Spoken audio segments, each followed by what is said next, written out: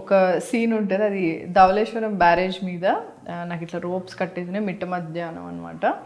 ఇట్లా నుంచోవాలి, పైన నుంచో కింద ధవళేశ్వరం బ్యారేజ్ అంటే కింద నీళ్ళు ఉంటాయి. నాకు నీళ్ళు అంటే చాలా భయం.